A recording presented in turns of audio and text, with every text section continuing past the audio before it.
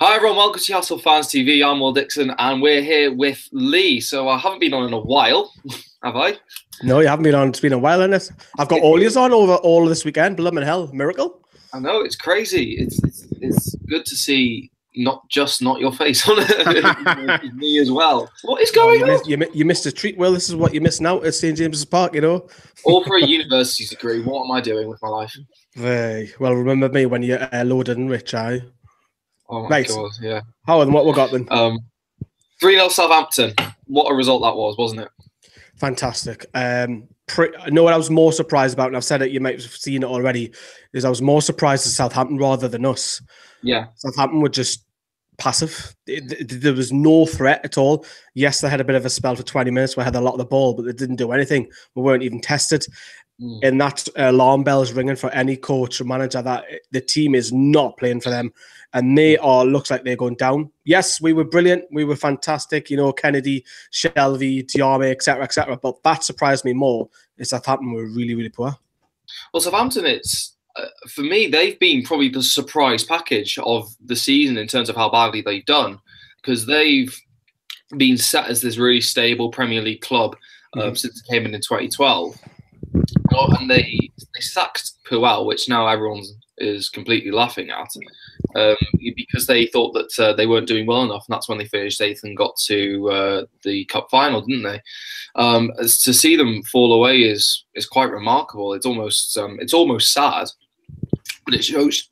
Excuse me. It shows you how tight that table is, and I think I earmarked Southampton as the sort of the other team to go down when I think it might be my last video as well. Yeah. But yeah, it was such. I was quite nervous for that game because you can see how massive it was. Because it's not only for us to get 3 points, but off a team which is down there at the bottom, one of our rivals, and one that, you know, if taking points of them is just such a massive thing, wasn't it? It is. I mean, if you look at that league table before that win, everyone was saying it's a must win, it's a must win. And I think the job is half done now. We've got that 3 points. It looks so much healthier. We're 5 points off that now from Southampton. Yeah. And we've got a nice goal difference, which almost acts as a buffer, as an extra position, because it feels like an extra point, minus 10 goal difference, which is the best down there, or one of the best with Bournemouth. And it looks really healthy. But with that win, well, you've got to admit yourself that you've got to feel a lot more confident now, haven't you? Yeah, I am fairly confident. If you look, I mean, everyone's talking about the table, and for me, I thought Stoke, that although they're not cut adrift, but for me, they just have not looked good at all. And my flatmate, he's a Stoke fan, and he just says, I've given up all hope despite how close it is. So, and then after that, there's kind of Swansea, Southampton, West Ham have now dropped in there now. It's kind of like almost a mini league along with us as kind of the person to fill the third spot. And looking in the state, especially West Ham after the scenes that we all saw yesterday as well, we are looking pretty good, and I feel really confident even without Slimani. Well, that's the thing. Everybody's coming in and you talk about Slimani. There's like, oh, we're gonna get Slimani playing, but I don't think we'll sign him. I think it's too short. Even if he comes back against Huddersfield, he then has to set up the next one because he's playing against Leicester, which he can't play in. So you're only talking 6-7 games, and people might say, well, it's a stupid signing. Well, that's a waste of money. However, flip on the other side is that one goal might keep us in the Premier League. So it's one of those things, isn't it? If he came on and scored a 90th minute winner against Huddersfield, everyone would forgive him. And I don't think it was a bad sign, because you look at the situation at the time, we did need a striker. I mean, fortunately, you know, he has been injured, but fortunately, Gale has, has come up with assists and goals, which has been a massive benefactor to us. But yeah, the main worry for me was points dropped against teams around us. I mean, you look against Bournemouth, 2-0 up. We should have been absolutely cruising that game, and you can pinpoint so many. We should have got a point at home to Bournemouth. We should have got a point at home to Everton. Should have got all 3 against Burnley. Leicester, we could have got a point against. And these fine margins, you know, if luck could be on our side, we'd be well into the top 10. So it actually hasn't been as bad as I think some people have made it out. I don't think it's every team has the referee didn't do this, referee didn't. I think every team will say that, and I think, you know, as long as we stay up, as long as Rafa does his job, I think everyone will accept that, and then we'll wait until the summer and see what happens with this takeover, because I generally think that takeover is massive. And I've said it to everybody who's come on the channel, is that whoever comes in, that then affects Rafa's contract as well. Because if he doesn't, you know, if Mike Ashley stays, what happens with Rafa in the summer? So, because he's only got 12 months to go. So it's a crucial summer. We've got to stay up, and also the takeover as well. Yeah, I mean, the takeover is going to be a big telling thing, because, you know, everyone knows that Rafa could just walk at any point, couldn't he? Yeah. I do feel confident the takeover will happen. I think the main issue for it, from what I could make out at the time, was that they wanted this sort of relegation clause in there, and obviously the club survival wasn't guaranteed. So once it is, you know, and you know, it's like, okay, it is a Premier League club, so we can now confidently invest. We know Rafa will be there. Then I think a takeover will happen. But yeah, let's move on. We're going to talk about the games left in the Premier League table. So we're now up to the dizzying heights of 13th. Never been so relieved in my life to be 13th. With 5 points above Palace, which is the team in 18th, with 8 games to go. And I think we've already touched upon this. So you're feeling confident now that we're staying up? I haven't felt confident even in January, even though we've seen these players come in, and I was like, ugh. They weren't like, wow, you know, they weren't that next thing. I still felt confident. The simple fact is that we've got Rafa Benitez, and Steven Gerrard was saying this on BT Sport. They'll stay up because of the fact of Rafa Benitez. He feels that Newcastle should be sitting in 20th position, because everyone talks about it's a championship squad. Yeah. But there's only a couple of players who will probably get in. Other first teams, the likes of Shelby, maybe Lascelles, but his performances. Others will be bit part players as well. But very confident that we'll stay up. And even if we've still got the likes of, even if we don't win against Huddersfield, and you've still got the likes of Spurs, Arsenal, Chelsea to play, still very confident that we can nick a point here and there off those two anyway. So I think we'll stay up, and I've said, and I'll stick to it, and I said this at the start of the season. Remember our video that we all done the predictions? Yeah. I said 15th, and I'm sticking to that as well. What do you reckon? I think I said the same as well. I mean, I completely agree. I think we've got a lot more out of this team than we really needed to. And I was watching the highlights against Southampton, and I looked at the Premier League table, and I thought about this whole season. I was just thinking, imagine where we could have been with a bit of investment. Like, the team looked so confident, and they just absolutely looked free flowing. And it was a great counter attack for Kennedy's second goal, wasn't it? And he looks like such a good player. I hope we sign him permanently.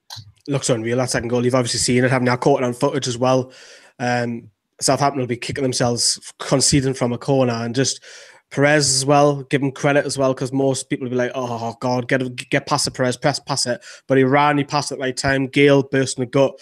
And Kennedy looks like this great plan. You think yourself, God, if he keeps performing well, his price is going to go up and up and up. This is going up and up and up. That is like, I think what depends on whether we get Kennedy is a couple of factors. Well, 3 factors. Is Rafa Benitez, is he here next year? Because the takeover effects. Who's Chelsea's new manager? Is it Antonio Conte? Probably not. So that would mean a new manager wants to see him in pre-season. So it might be late August signing that we get him, if we do get him. And thirdly, he might not want to come. He might not want to come at all. He might be just using us to try and push for Chelsea's team. But if that was to be the case, would he accept another year's loan as well? So there is a lot of things happening with Kennedy. He looks superb at the moment. I think the Dubravka one, he will sign, because you're going to go from Sparta Prague to Newcastle. That's a massive jump in his first team. I think that'll happen. I think no comments about it. It is what a find, and I think Slimani won't. I think Slimani will go back to Leicester. Well, I mean, Slimani went to Leicester for a huge fee. It was something like £30 million there, and you know, with the prices especially now, he's not worth it for me. And I think, and I mean, we know that he wasn't our first choice. He probably wasn't even our second. Well, in fact, we know this because we went for Sturridge and Jorgensen. And I mean, look how that one worked out for Sturridge. No comment. I mean, Jorgensen, I remember when I saw that, I was so gutted. And I mean, Slimani, will we even see him play? Could be like a Stephen Ireland, that guy. I mean, the younger people will not remember Stephen Ireland, the young fans. God, he played like 2 games in the whole season on loan. Who was the guy that we signed to replace Andy Carroll? What was his name? Cookie or something? Shevsky Kuchki. Oh my God, man. Oh, the brick. Did he even play? You know, he actually did. And I think the previous season we had Antoine Sobieski leading the line as well. Jesus Christ. We've had some shockers. Talking about the last games remaining. So we've got Southampton. Tottenham, we don't know when it's going to be. Next one's obviously Huddersfield. Then you got Leicester, Arsenal, Everton, West Brom at home, then Watford and Chelsea to finish us off. And for me, when I was looking at it, we were on 29 points before. I'm thinking you beat Southampton, you beat Huddersfield, you beat West Brom all at home, you get 9 points. That's 38. And when you look at how many points you generally need in the Premier League season to stay up, that's pretty much it. Like, we're there. It is, but it's easy to say it now, isn't it? You've got to go out and do it, haven't you? That's the thing. And we've seen it last season. Huddersfield came and surprised us and won 2-1 at St James at the very start of the championship. So you might see it's difficult when you go, oh, we'll get points there, because it's not. We picked up 3 points against Man United, and we've been beaten off Burnley, drawn off Burnley, and it's difficult to get your points. But I think we've got enough to stay up, and we've got the job half done beating Southampton. Now you've got to go on and beat Huddersfield. My only worry about the West Brom game is if they're already down. You know what happens to teams who are already down and have nothing. Well, I mean, look at us when we went down, we beat Tottenham. Have that bounce. And I don't want to go in the last game of the season needing something off Chelsea, because Chelsea might not have secured 4th place either. Yeah. So I think the Arsenal game at home, I think that's something where we can potentially get something out of. Even if it's a draw, it's still a point closer, because Arsenal are not the team that they used to be. They're our team, and they've got Europa League ambitions. I mean, today I know they won, but they changed 6 or 7 of their first team just because of that. So their priorities elsewhere. So Leicester away is another point where we might pick up as well. So these are fixtures that I feel that, although you've got the three big sides in there, I think they're quite favourable in some of them and the circumstances of some teams. Definitely. I did feel optimistic when I looked at it, because, I mean, those 3, obviously, we're expected to pick up 9 points. But even if you drop 2, probably out of all of them, I'd probably say Huddersfield, because I think everyone would say West Brom. Drop your points against West Brom, because they're not going to catch us, are they? No, but I think I don't think we would, because when Alan Pardew comes back, if he's even still on the job, then mind you. But I think we would be sort of quite up for it, and they look absolutely woeful. You got games against Leicester away; they haven't looked great. Everton away, apparently, are all of a sudden in a complete meltdown all over again. Arsenal at home, we know how they've been this season. They're away form awful, and then Watford away, that's potentially another point. So I do feel really optimistic for it. I do. I think we'll stay up. I think we might even go over 40 points. I mean, there's nothing to. I mean, if you look at the table, where there's nothing to stop us going even higher than that. And I mean, if we do break into the top 10, let's say, which by the way is quite easily achievable. Look at the league table. Yeah, which is crazy. I mean, if we finish top 10, I mean, Jesus Christ, Rafa Benitez is a genius. The Premier League's broken if it does that. If we do that, brilliant. Well, Lee, it's been a pleasure as always. Thank you very much for having me on. Kind of. I don't quite know how that works, but okay. So everyone, please subscribe to Newcastle Fans TV. Please like the video, leave your comments. What are your thoughts on the topics we've talked about? And yes, let's hopefully stay up this season. I'm going to try my best to come back to Newcastle before the season is done. And yeah, hope you enjoyed the video. I'll see you later.